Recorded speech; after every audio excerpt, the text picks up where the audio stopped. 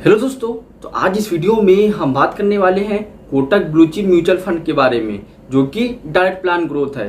तो आज इस वीडियो में हम इस फंड का रिव्यू करेंगे और देखेंगे कि इस फंड ने पिछले सालों में कैसा परफॉर्म किया है और आगे आने वाले समय में ये कैसा परफॉर्म कर सकता है। और ये भी देखेंगे कि आपको इस फंड में इन्वेस्ट करना चाहिए या फिर इस फंड में इन्वेस्ट नहीं करना चाहिए। चलिए ये सब हम कंप्लीट डिटेल्स जो है वीडियो में देखते हैं। तो नमस्कार दोस्तों, स्वागत है आपका मेरे चैनल पे। मेरा नाम है रोहित और आप देख रहे हैं ब्लू काइज फाइनेंस। तो सबसे पहले ये समझते हैं कि जो ये कोटक ब्लू चिप फंड है ये क्या है। देखिए, ब्लू चिप फंड वो होता है कि जिसमें जो है लार्ज कैप की मोस्टली कंपनियां होती हैं या फिर जो कंपनियां स्टेबल होती हैं और जो कंपनियां बहुत बड़ी कंपनियां होती हैं। ब्लू चिप कंपनियों का हम एग्जांपल लेते हैं तो उसमें एग्जांपल में आएगा आपका रिलायंस, टीसीएस, इन्फोसिस। ये सब जो कंपनियां होती हैं ये ब्लू चिप कंपनियां हैं, क्योंकि जो इनका ट्रैक रिकॉर्ड आ रहा है पिछले बहुत सालों से ये कंपनियां कह सकते हैं कि अच्छा प्रॉफिट भी करवाती हैं और आपको अच्छा खासा रिटर्न भी देते आती हैं। तो जो कोटक ब्लू चिप फंड है इसके अंदर जितने भी स्टॉक्स आते हैं वो सारे ही ब्लू चिप स्टॉक्स हैं। अगर हम इसका सेगमेंट वाइज इन्वेस्टमेंट देखें तो अगर आप लार्ज कैप की बात करेंगे तो लार्ज कैप में जो इसका इन्वेस्टमेंट है वो करीब 65.53% है। और अगर मिड कैप की बात करें तो मिड कैप में जो इसका इन्वेस्टमेंट आता है वो करीब 12.43% आता है। और अगर स्मॉल कैप की बात करें तो जो स्मॉल कैप में इसका इन्वेस्टमेंट है वो 4.52% आता है। इसका मतलब ये है कि इसका 96.82% या अभी अप्रॉक्स 97% जो इसका इन्वेस्टमेंट है वो इंडियन स्टॉक मार्केट में होता है। जैसे कि अभी आपने देखा कि लार्ज कैप में भी इसका पोर्शन है, मिड कैप में भी है और स्मॉल कैप में भी है। मतलब यहाँ पर डाइवर्सिफिकेशन है।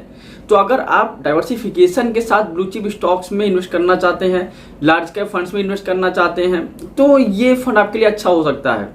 अगर इस फंड में स्टॉक्स की बात करें तो इसके अंदर करीब 54 स्टॉक्स आते हैं। और अगर इसका बेंचमार्क इंडेक्स देखें तो जिसका बेंचमार्क इंडेक्स है वो निफ्टी 50 TRI है। और अगर इस फंड का रिस्कोमीटर देखेंगे तो इस फंड का अगर आप रिस्कोमीटर देखेंगे तो वो मॉडरेटली हाई आएगा।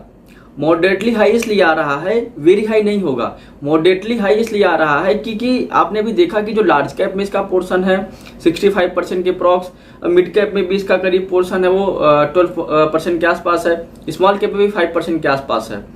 इसका मतलब ये है कि यहाँ पर आपको डाइवर्सिफिकेशन में क्या होगा कि आपको यहाँ पर सेफ्टी मिलेगी जो कि लार्ज कैप में है, और आपका जो आपकी ग्रोथ होगी, जो ग्रोथ ओरिएंटेड फंड हम बोल सकते हैं, तो जो ग्रोथ होगी वो मिड कैप और स्मॉल कैप से भी होगी। तो वहीं अगर इस फंड की करंटली जो NAV की बात करें तो उसकी जो NAV है भी वो करीब 373 के आसपास चल रही है, जो कि 1 जुलाई का डेटा है। और अगर इसका हम फंड साइज देखेंगे तो जिसका फंड साइज है वो करीब 2642 करोड़ के आसपास इसका फंड साइज आता है। और अगर इसकी रेटिंग की बात करें तो इसकी अगर रेटिंग देखेंगे तो इसकी जो क्राइजिल की रेटिंग है वो 5 स्टार आ रही है, और इसमें जो रेटिंग देख रहे होंगे वो 4 स्टार रेटिंग है। तो अगर इसके एक्सपेंस रेशियो की बात करें तो जो इस फंड का एक्सपेंस रेशियो आता है वो करीब 0.92% आता है। और अगर इसके कैटेगरी के एवरेज का एक्सपेंस रेशियो देखें तो वो करीब 1.1% आता है। और साथ में ये भी देखते हैं कि इस फंड में जो आपका एग्जिट लोड लगेगा वो कितना है। देखिए, अगर आप 365 दिन के पहले अपने फंड को रिडीम करते हैं तो वहां पर आपको 1% का एक्स्ट्रा चार्ज देना होगा, जिसको हम एग्जिट लोड बोलते हैं। अगर आप 365 दिन तक अपने फंड को होल्ड करते हैं, 365 दिन के बाद अपने फंड को रिडीम करेंगे तो वहां पर आपको कोई भी एग्जिट लोड नहीं देना होगा। और साथ में हम ये भी देख लेते हैं कि जो टैक्सेशन होता है वो टैक्सेशन कैसे काम करता है। अगर हम टैक्सेशन की बात करें तो अगर आपने मान लीजिए इस फंड को आज बाई किया और आपने 365 दिन के बाद अपने फंड को रिडीम किया तो क्या होगा कि वहां पर आपको 1 लाख रुपए तक का कोई भी टैक्स नहीं लगेगा। मतलब 1 लाख रुपए तक का अगर आपको उसमें प्रॉफिट हो रहा है तो वहां पर आपको कोई भी टैक्स नहीं लगेगा। अगर 1 लाख से ज्यादा को आपको उसमें प्रॉफिट होता है तो जो 1 लाख से ज्यादा का अमाउंट का आपका प्रॉफिट होगा उसमें ही लगेगा, मतलब टैक्स लगेगा। अगर आपने 365 दिन के पहले ही अपने फंड को रिडीम कर लिया तो क्या होगा कि वहां पर short term capital gain tax लगेगा। तो वहां पर क्या है कि आपको 15% का टैक्स जो है देना होगा। तो अगर इस फंड के रिटर्न की बात करें तो जो इस फंड का रिटर्न है पिछले सालों में इस फंड ने रिटर्न कैसा दिया है, तो चलिए हम स्क्रीन पर देखते हैं।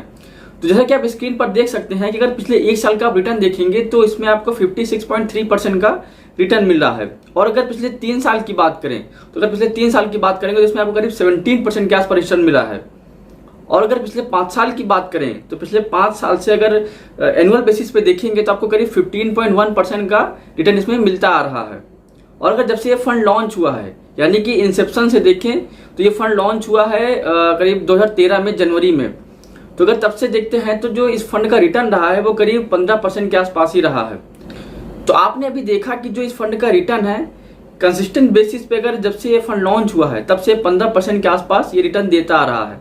इसका मतलब ये है कि अगर आप 15% का रिटर्न चाहते हैं तो ये जो फंड होगा, कोटक ब्लू चिप फंड है जो डायरेक्ट प्लान ग्रोथ है इसका, इसमें आप इन्वेस्ट कर सकते हैं।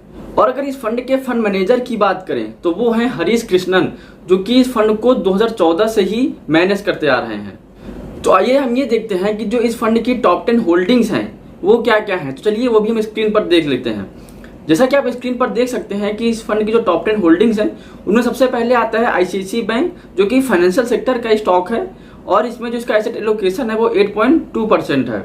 और अगर एचडीएफसी बैंक की बात करें तो ये भी फाइनेंशियल सेक्टर का स्टॉक है और इसमें जो इसका एसेट एलोकेशन है वो 7.5% है।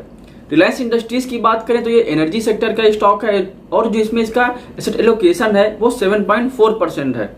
इन्फोसिस की बात करें तो ये भी टेक्नोलॉजी सेक्टर का स्टॉक है और जिसमें इसका एसेट एलोकेशन है वो 7.1% है। टाटा कंसल्टेंसी सर्विसेज जो कि टीसीएस है, ये भी टेक्नोलॉजी सेक्टर का स्टॉक है और इसमें जो इसका एसेट एलोकेशन है वो 4.7% है। हिंदुस्तान यूनिलीवर लिमिटेड यानी कि HUL, ये एफएमसीजी सेक्टर का स्टॉक है और जिसमें इसका एसेट एलोकेशन है वो 3.5% है। एक्सिस बैंक जो कि फाइनेंशियल सेक्टर का स्टॉक है, इसमें इसका एसेट एलोकेशन 3.3% है। Housing development finance corporation HDFC, ये भी फाइनेंशियल सेक्टर का स्टॉक है, इसमें इसका इन्वेस्टमेंट जो है करीब 3% है। कोटक महिंद्रा बैंक की बात करें तो ये भी फाइनेंशियल सेक्टर का स्टॉक है और इसमें जो इसका एसेट एलोकेशन है वो 2.5% है। लार्सन एंड टुब्रो की बात करें तो ये भी कंस्ट्रक्शन सेक्टर का स्टॉक है और जिसमें इसका एसेट एलोकेशन है वो 2.5% आता है। तो अभी आपने ये देखा कि जो इसकी टॉप 10 होल्डिंग्स हैं वो क्या क्या हैं। तो अभी चलिए हम ये देखते हैं कि जो इसका इक्विटी सेक्टर एलोकेशन है इस फंड का वो क्या है। तो चलिए अभी हम स्क्रीन पर देखते हैं। जैसा कि आप स्क्रीन पर देख सकते हैं कि जो इस फंड का इक्विटी सेक्टर एलोकेशन है वो अगर कंस्ट्रक्शन में देखेंगे तो करीब 7.4% आता है। ऑटोमोबाइल की बात करें तो ऑटोमोबाइल में इसका 6.2% आता है। और अगर एनर्जी सेक्टर की बात करें तो एनर्जी सेक्टर में इसका जो एसेट एलोकेशन है वो करीब 11.9% है। और अगर वही हम देखें कि जो टेक्नोलॉजी सेक्टर में इसका एसेट एलोकेशन वो करीब 15.2% आता है। और अगर फाइनेंशियल सेक्टर की बात करें तो फाइनेंशियल सेक्टर में करीब 33.2% का इसमें एसेट एलोकेशन होता है। और अगर एफएमसीजी की बात करें तो एफएमसीजी में भी इसका 8.6% आता है। और अदर सेक्टर जो कि देखेंगे तो वो उसमें 17.4% आता है। तो अभी आपने ये देखा कि जो इसकी टॉप 10 होल्डिंग्स हैं और इसका एसेट एलोकेशन है वो कैसे हुआ है। तो अभी हम ये देखते हैं कि अगर 1000 रुपये की आप SIP करते आ रहे हैं पिछले 1 साल, 3 साल या 5 साल से, तो जो आपकी 1000 रुपये की SIP होगी वो आज के समय में वो कितनी हो गई होगी। तो चलिए हम ये स्क्रीन पर देखते हैं। जैसा कि आप स्क्रीन पर देख सकते हैं कि जो आपकी 1000 रुपये की SIP है, यानी कि अगर आप 1000 रुपये पर मंथ इसमें इन्वेस्ट करते आ रहे हैं पिछले 1 साल से, तो जो आपका टोटल इन्वेस्टमेंट हो जाएगा वो हो जाएगा 12,000 रुपये। और इसमें जो आपकी वैल्यू हो जाएगी आज के समय में वो हो जाएगी 15,128 रुपये। इसमें आपको जो प्रॉफिट हो रहा होगा वो करीब 3,128 रुपये का है, इसमें आपको प्रॉफिट हो रहा होगा। और अगर बात करें पिछले 3 साल की, यानी कि पिछले 3 साल से आप 1000 रुपये पर मंथ इस फंड में इन्वेस्ट करते आ रहे हैं, तो आज के समय में जो आपका इन्वेस्टमेंट हो जाएगा वो हो जाएगा 36,000 रुपये। और आज के समय में आपकी जो वैल्यू हो जाएगी टोटल वो हो जाएगी करीब 52,227 रुपये। इसमें जो आपको प्रॉफिट हो रहा होगा वो करीब 16,227 रुपये का इसमें आपको प्रॉफिट हो रहा होगा। वही अगर बात करें पिछले 5 साल की, यानी कि 5 साल पहले से अगर आप 1000 रुपये का पर मंथ इसमें इन्वेस्टमेंट करते आ रहे हैं, तो आज के समय में जो उसकी वैल्यू हो जाएगी वो हो जाएगी करीब 60,000 रुपये। और जो आपका इन्वेस्टमेंट होगा वो 60,000 रुपये हो जाएगा। और इसमें जो आपकी वैल्यू हो जाएगी वो हो जाएगी करीब 94,823 रुपये। इसमें आपको जो प्रॉफिट हो रहा होगा वो करीब 34,823 रुपये का इसमें आपको प्रॉफिट हो रहा होगा। तो अभी आपने ये देखा कि अगर आप 1000 रुपये की SIP करते आ रहे हैं तो आपका जो रिटर्न है वो कितना हो गया होगा। तो चलिए हम स्क्रीन पर ये देखते हैं कि अगर आपने 10,000 रुपये के लमसम में इन्वेस्ट किया होगा तो आज के समय में उसकी वैल्यू क्या हो गई होगी। तो चलिए स्क्रीन पर देखते हैं।